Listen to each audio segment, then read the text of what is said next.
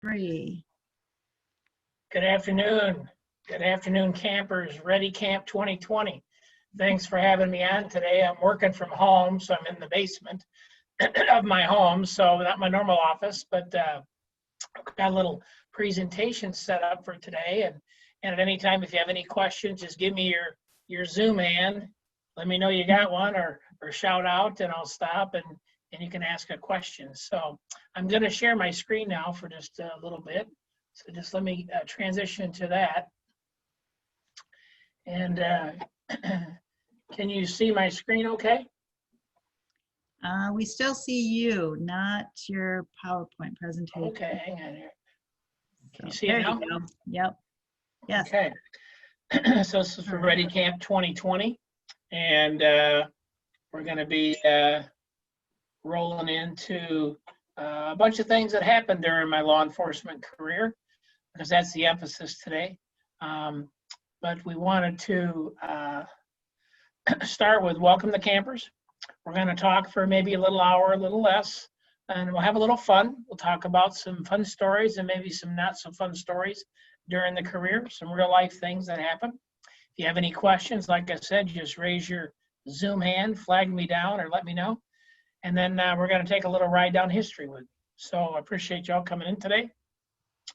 So a little bit about myself. I'm married. I'm an older guy. I got two sons, ages 25 and 28. I've got about a 40-year career in public safety. 33 of that was in law enforcement. I retired as a captain in early 2016 from a municipal police agency in Wisconsin. And I also worked in an ancillary or supplemental capacity in the fire and EMS area for many years. And that's where I got a lot of my fire and EMS background from. So I currently work in the private sector in an emergency management role. I'm an instructor in a number of areas in command and incident management process and procedure areas. I'm a graduate of Northwestern University Staff and Command School back in 2000. That was a professional leadership development school for 3 months down at Northwestern near Chicago.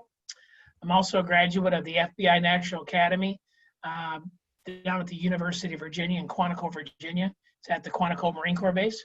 I spent about 3 months down there in 2006 for a little mind and body experience down there. And I also serve as a logistics section chief nationally as a type 2 logs chief. And I serve on the FEMA and the National Wildland Coordinating Group side for nationwide responses when needed or as available. So today we're going to talk about a number of different things. I've got Myrtle Coleman up on the top left-hand side. We'll come back to that. I've got tornadoes and hurricanes and economic collapses and shootings and natural disasters and terrorist attacks and civil unrest. And those are all things that help shape my career that I was either directly or indirectly involved in. And those are things that help shape you as an individual as you grow throughout your career, things that you experience, situations that you encounter. And so that each time we go through those, we can maybe better the next time. So I'm going to stop sharing this screen for just a second. And I got to go to another screen here. So just one second here.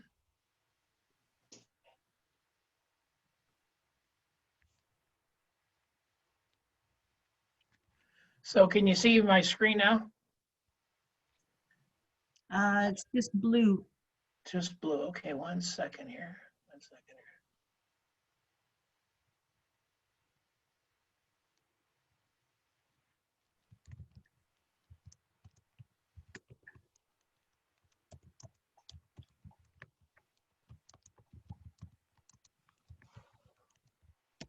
All right here.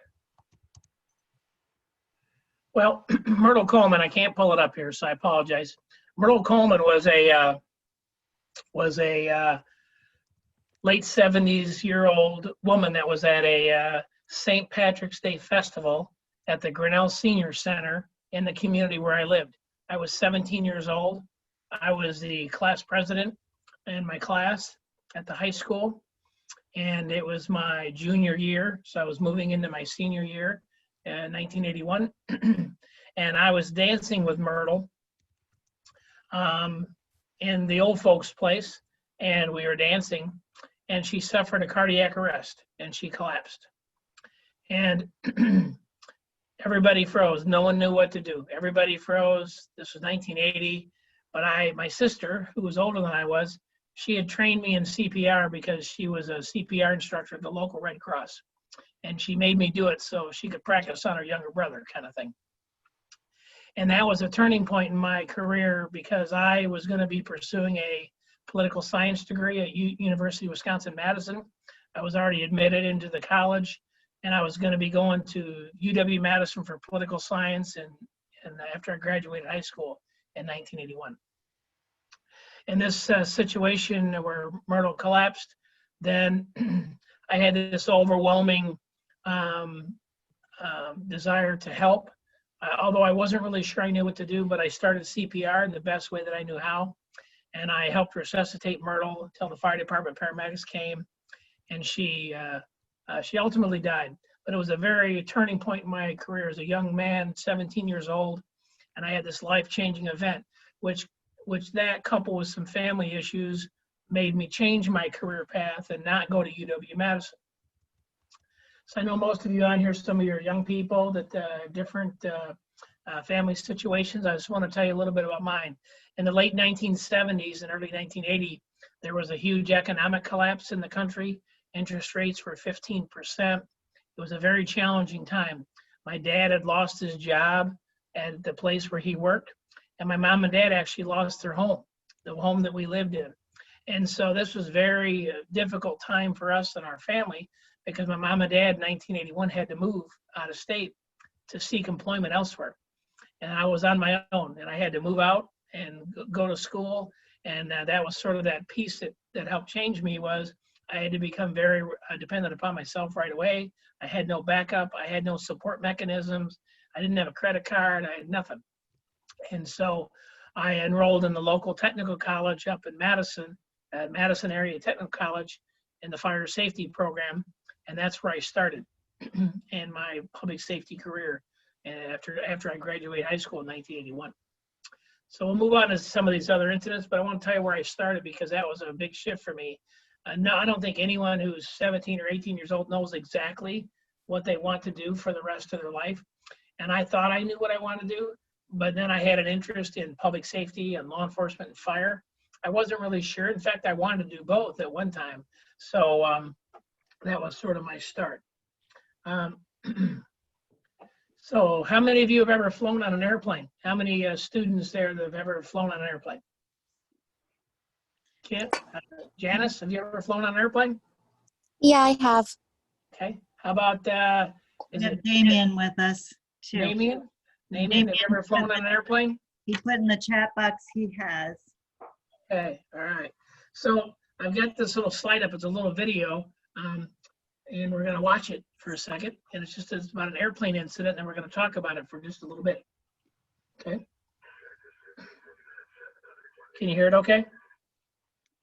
Nope, not too good.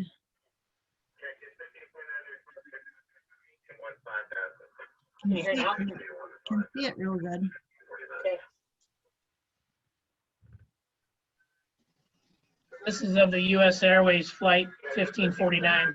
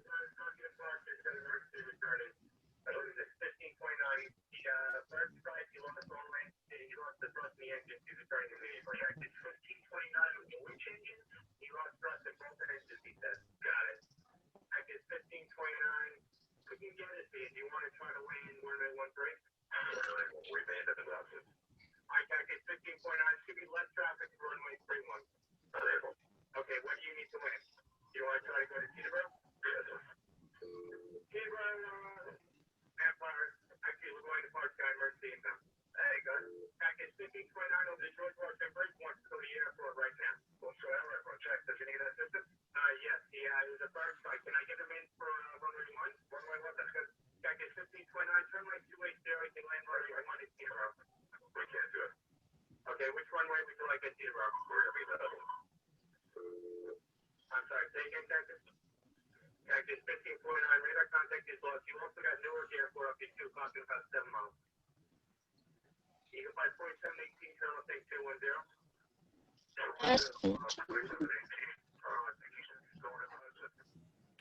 So one of the reasons I like to show that video is when we deal with emergencies, they're never on the calendar. They're not on our schedule, and they're not on our Outlook calendar. And because if we knew they were going to happen that day, we might do something different. And so when we talk about emergency response, whether it's in law enforcement or other protective services, public safety, we don't always know when those disasters are going to strike, when planes are going to crash, when trains are going to crash, when there's going to be incidents that require us to jump into action. And you don't always have time to think it through. So it's just one of those things that we think about, that as life goes on, we don't know when a big hurricane's going to strike. We know a range, but we don't know exactly where, how bad, or an earthquake, or any of those natural disasters that occur from time to time. So I'm back to my screen now, and one thing I like to tell people is you never know, people don't always know you or about you or where you've been. So you got to tell them a little story about yourself. So you see me in the middle of the screen there, a young police officer.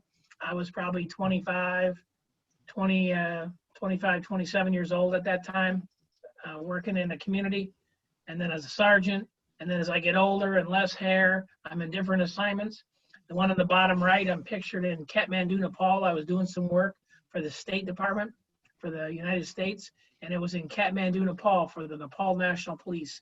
And that was an opportunity that I got back in 2010 to go there and train some of their 50,000 police officers in basic special weapons and tactics training and community engagement process for civil unrest in those types of situations.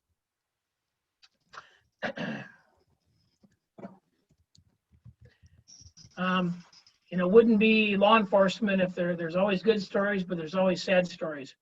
And this accident I showed you here that's on the screen, Rosie Carter, she was a young police officer. She was 21 years of age, maybe 22. She was from Chicago area. She was raising her younger brother because her parents had died at a young age. So she was 21 years old, working as a police officer in our community, was raising her younger brother. I think he was 8 or 10 at the time. And she was responding to an assistance call, and she had an accident. And she drove underneath a semi truck, as pictured here, and she was severely injured. And she never returned to work. And I always remember Rosie because she was a bright young kid, and she had great aspirations and dreams. And it was cut short through an accident that she had on the way to an emergency call. She was going to an officer needs help call. It's one of the most serious calls you can ever go to. And I often think of her because she had severe injuries.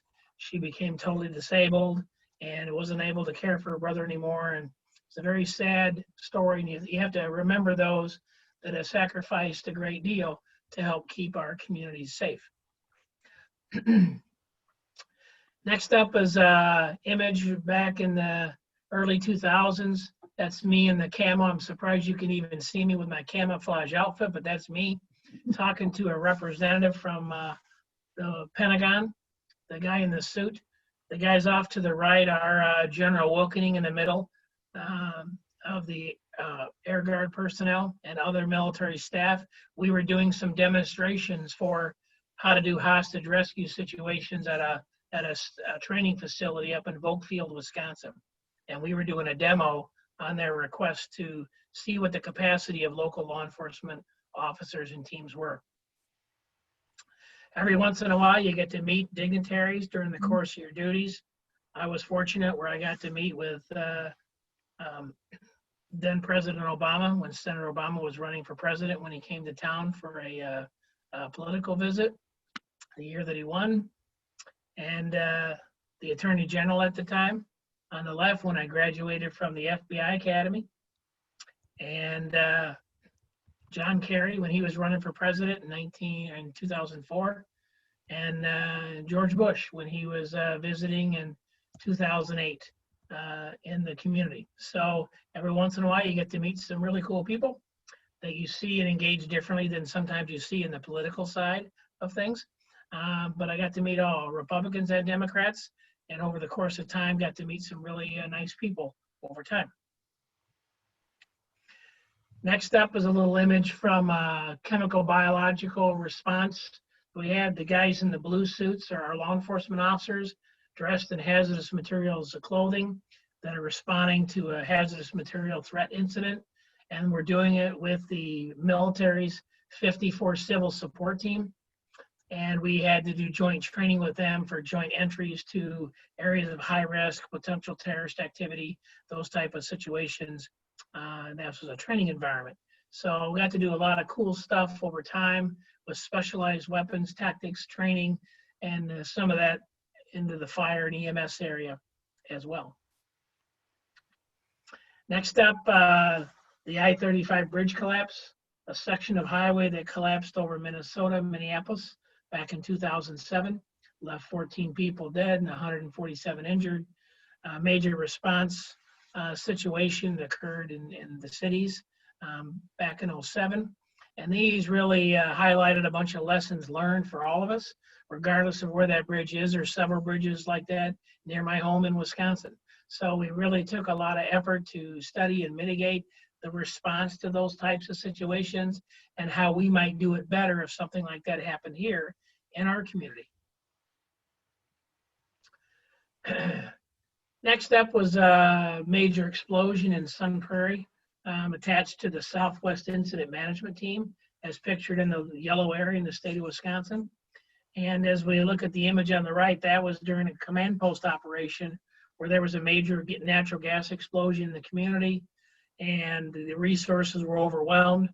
And one firefighter was killed, several were injured, a police officer was injured, and the community was impacted for many days. And I'm in the yellow hat there. That's my favorite yellow hat, as you can see. And we're in the command post managing for the next 3 days, critical incident response and management for the explosion and the response to it in Sun Prairie, Wisconsin. It's an image, overhead image of the fire that burned most of the downtown. Many facilities were burned and destroyed. Many buildings were impacted. And this burned almost for many, many hours until it was able to get under control and extinguished, and then started the long process of investigation. So just some more pictures from the Sun Prairie response in the command post, and some of the video images from the community and the news and pictures that were taken by people that were out there. Very catastrophic event in a small community in the suburbs on the east side of Madison. And just some more pictures from the energies, the electrical. So this was really a test of our incident command system capabilities, working with We Energies that brought 250 responders, plus several hundred responders from police, fire, and EMS, and emergency management all across the area. And those are very challenging times, but they leverage, you'll see me pictured in the right there, with my Southwest IM t-shirt on and my beautiful yellow hat that I like to wear, standing between the police chief from Sun Prairie and the fire chief from Sun Prairie at the time that was injured during the explosion.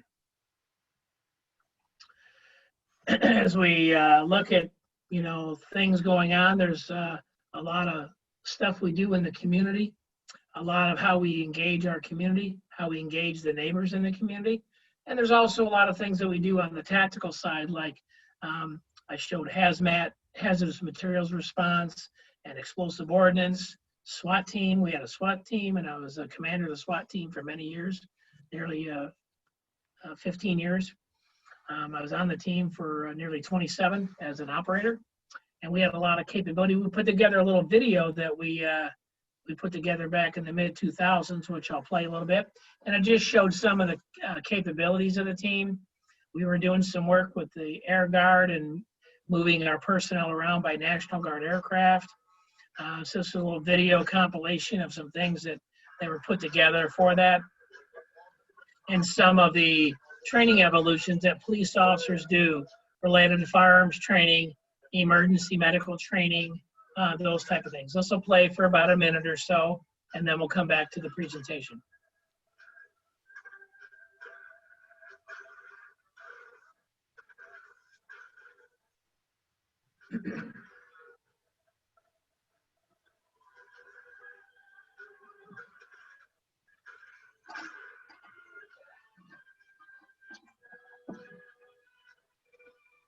There's our medics, our tactical medics doing treatment on a wounded person, just some firearms training, some explosive breaching training and evolutions that police officers must do to rescue people that are in danger.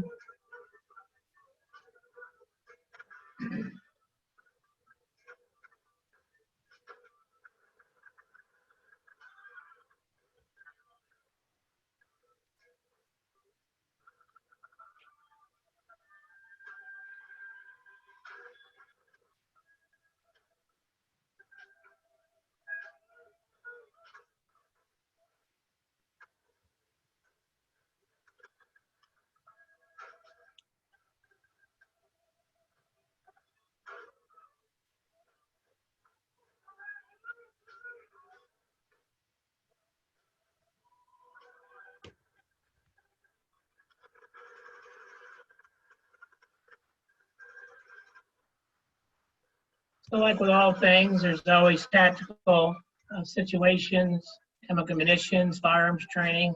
All those require certain skill sets for officers to be proficient and appropriate in the use of those, that equipment or those tools.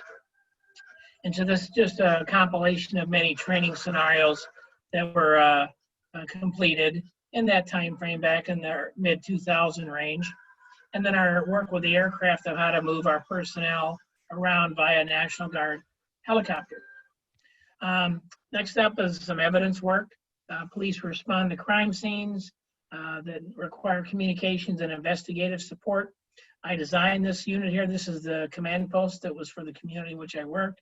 It's about a 55-foot truck and trailer combination, fully capable of all the communications needed to help with running evidence task forces, crime scenes, major crime scenes, school shootings, major crime scene locations, major traffic crashes. We coordinate a lot of training with a lot of our partners from the Division of Criminal Investigation, a lot of other major departments to coordinate how do we handle these large crime scenes, whether it's a school shooting, a shooting at a mall, a large crash on the interstate. How do we collaborate and use all those resources together to make sure we're trained and ready for those types of situations when they come up? So takes a lot of technical expertise in physics, math, and chemistry to understand a lot of the things that police officers must know and do that aren't really the cool looking things that we see on TV a lot, but they're really important for police officers to be effective in what they do.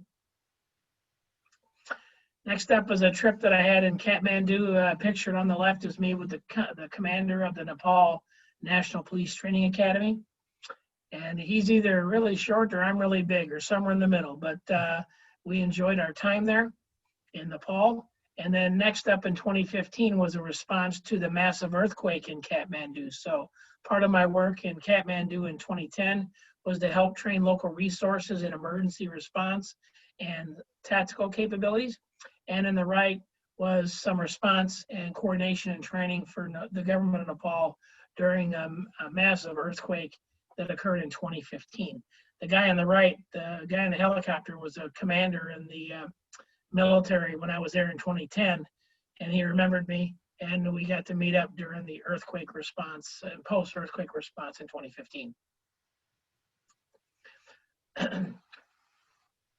Part of the process is setting up and working in command posts. And in my post-law enforcement career, I work in a private sector environment where I work for an insurance company and we host certain events. We hosted a PGA Tour Champions in Madison, Wisconsin. And we coordinate with local law enforcement officials. Some are pictured in the image on the left. And those are working in a command post with public safety personnel, police and fire. And how do we appropriately respond to events? Watching the weather, watching for severe weather, lightning strikes, and people who would behave badly in those types of situations. So major event coordination is a key component of things that police officers are required to function in. So a big protest back in 2011 was a time frame which there was a lot of protests. Legislative action required hundreds and hundreds, up to 800 police officers a day for 3 months to respond to the state capitol in Madison during massive protests. And that was sort of a precursor to other protests that would occur in later years of how we coordinate and assemble large numbers of resources into those types of situations. Pictured here are some of the pictures within the command post of different agencies from a number of different entities responding to and managing the protests at the state capitol back in 2011. Military exercises occur every so many years in the state, and they're to prepare our civilian and our military personnel for major response throughout the country. So this in 2016 was a preparation response for a New Madrid earthquake response. There were about 3,000 responders. Pictured on the left is a nice, very warm warehouse in mid-July in Fort McCoy, Wisconsin, that we got to spend a weekend. And on the right is a briefing that I'm conducting with some personnel and the team that was assigned to me on some critical actions that we are going to be doing on this day or over this week. So just some different mission assignments that come in that police officers, firefighters, emergency medical personnel, and military come together to function as one unit to respond to crisis type situations. Next up is an opportunity I had to fly with the U.S. Air Force and one of those big gas cans in the sky, a refueling tanker. And we got to refuel fighter jets at 22,000 feet above the ground. It was very, very interesting. The aircraft we're on was a big gas can, big old jet with lots of gas on it, lots of fuel. And the plane slid up underneath us as pictured in the bottom left of the screen. And we filled them up like a gas station. They never had to get out of the cockpit. We just stuck the tube in there remotely and filled them up. So that's me in the top left. And there's some fighter jets on the right side. And we got to do that. It was very interesting to see how that works to keep fighter aircraft in the air, whether it's over the United States or whether it's abroad. They use these aircraft to keep the aircraft going. So this was an opportunity I had after I retired to get an opportunity to fly with the Air Force on this mission. So we talk about challenges and opportunities. We'll go back to this, but I want to see if anybody had any questions so far and any information that I provided on any of the images or questions about law enforcement in general before we get into the next phase. Anybody on there? Janice or Damien, any questions, comments, or concerns? Nope, thank you. Okay. Nope. I'm all good. Okay. So what kind of career are you looking at, Janice? What do you think you might want to get into when you get out of high school? I was thinking toward the medical field. Okay. Yeah. There's many disciplines there between nursing and doctor and physician's assistant and medical technicians and x-ray, and there's a big field out there with lots of opportunities. So that's a worthwhile profession. Damien, how about you? What's your goals after high school?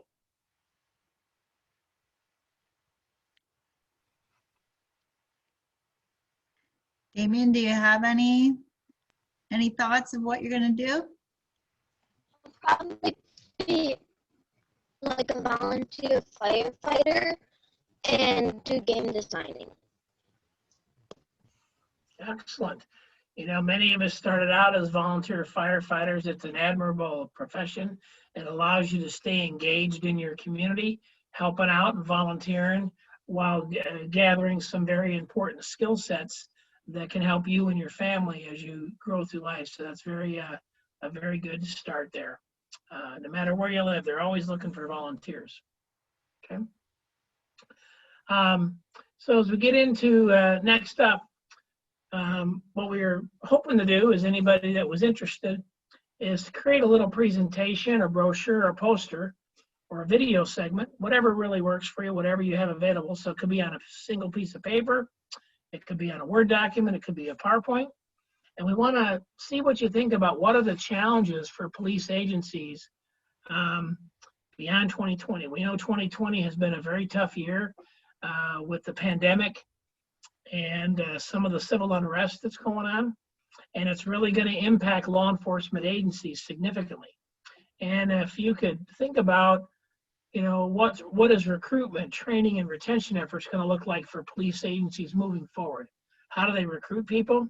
How do they train them? And how do they retain them so they can get the experience that they need to be a good, effective police officer?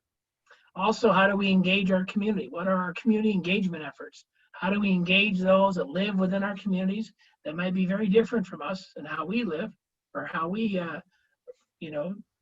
manage ourselves? We really want to say, how do we engage all persons that live within the community so we can be effective in our jobs of being peacekeepers within the community? And then lastly, to enhance the diversity of qualified applicants. Many communities, the police departments don't necessarily look like the community, represent in diversity the community. So it's something to think about of how might you enhance the diversity of qualified applicants to engage in that work. And I'm going to go back here for just a minute to a couple slides here that I want to go back to.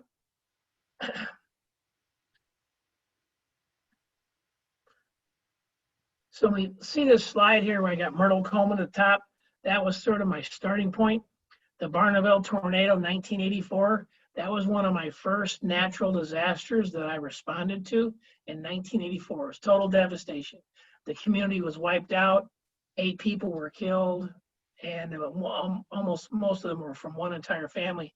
A gentleman named Bruce Simon, who I worked with on the local ambulance service, and him and most of his family were killed in that tornado.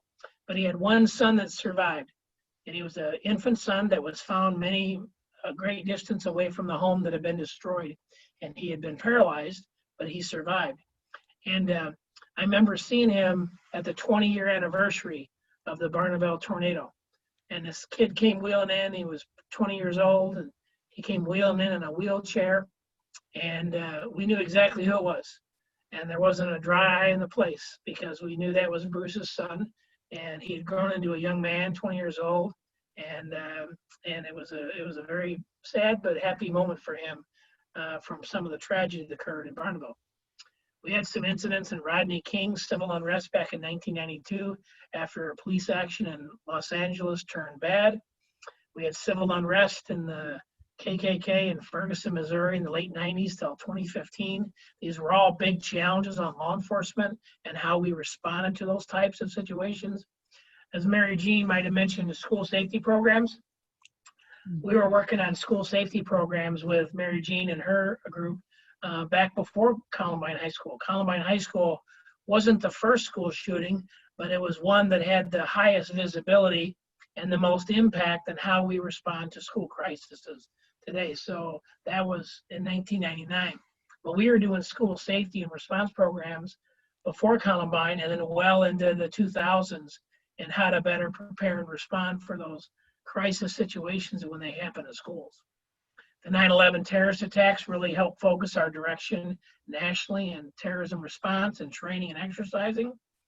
There's a number of natural disasters, Oklahoma City bombing in 1995, Hurricane Katrina in 2005, economic collapses in 1980s, 2000, 2008, and 2020. So these things seem to recur, and that puts our communities in great stress.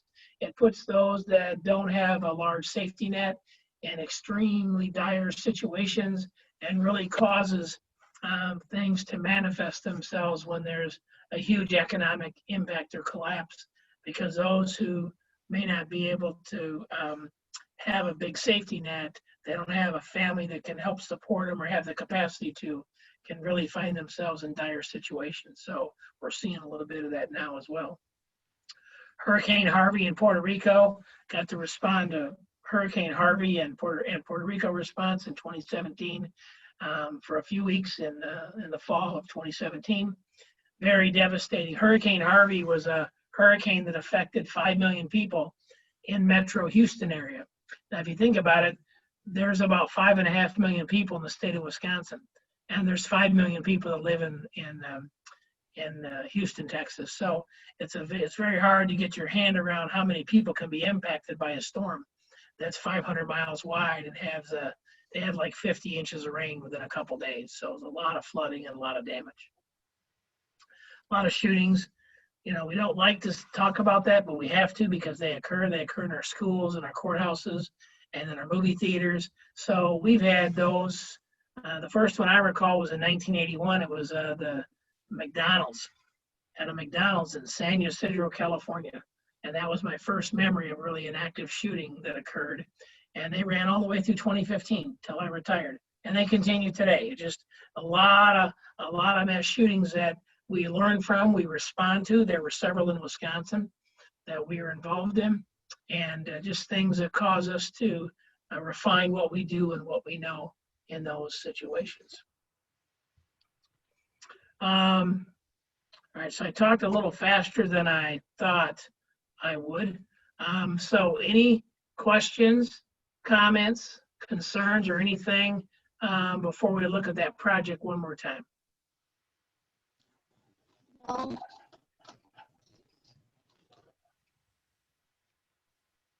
Go ahead.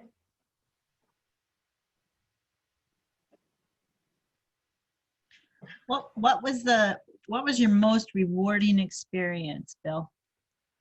My most rewarding experience was every year I would take a group of kids, they were typically sixth graders, and they were on the safety patrol to Washington, D.C. to see the battlefields of Gettysburg and see some of the monuments in Washington, D.C.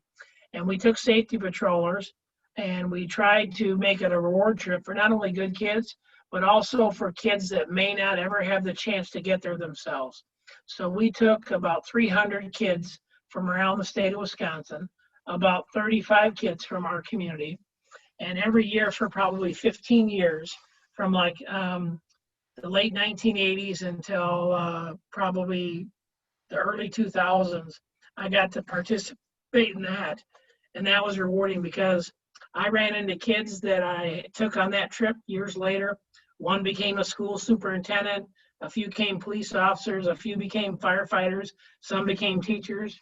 And it was very rewarding to see how they had grown and how they remembered that experience in a non-typical law enforcement role. We sponsored the trip through our local police association, and we provided opportunities for kids to go out there and experience things that maybe they had only read about and would likely never experience on their own, at least for some time.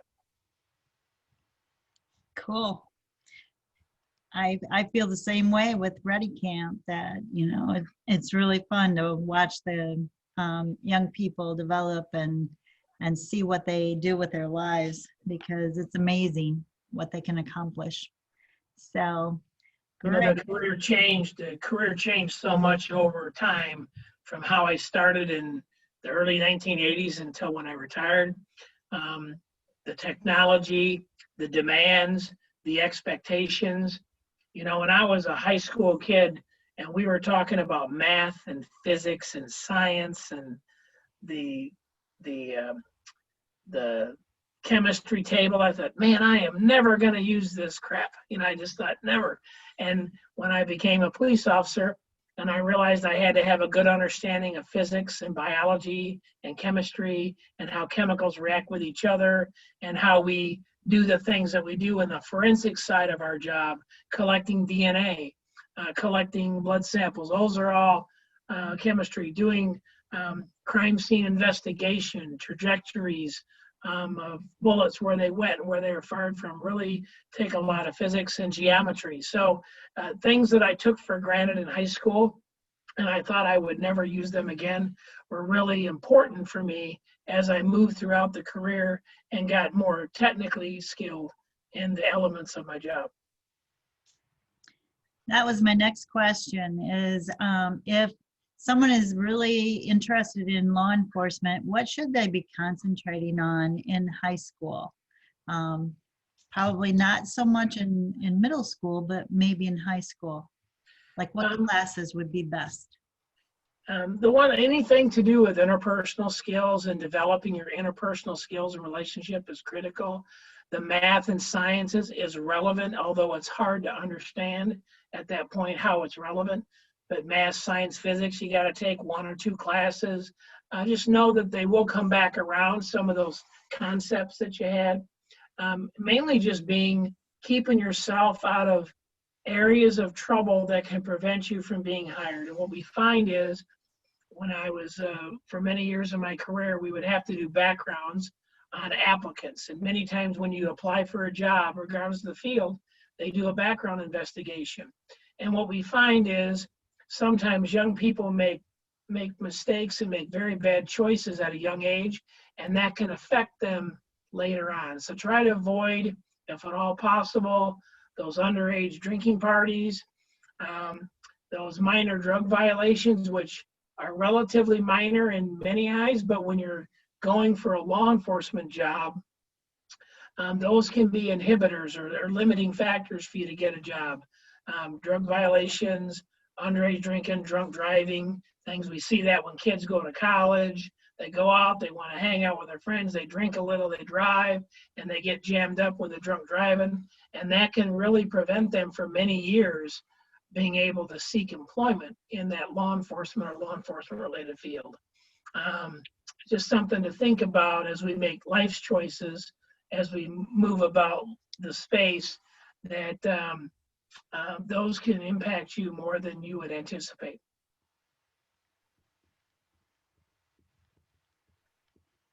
Great. Anyone else have any questions? Kim or Paul also? No, I don't. I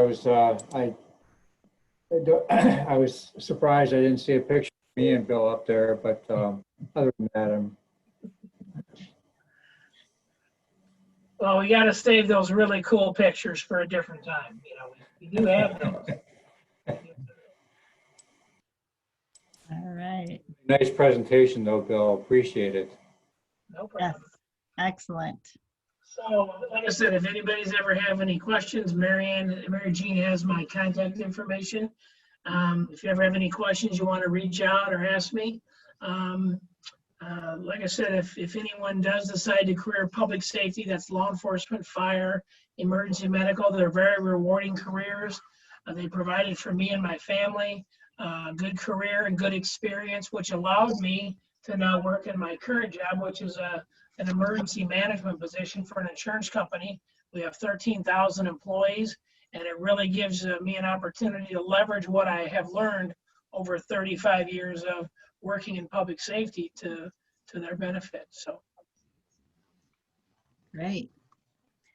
Excellent. So yes, Amazon gift cards will be available for completing the project.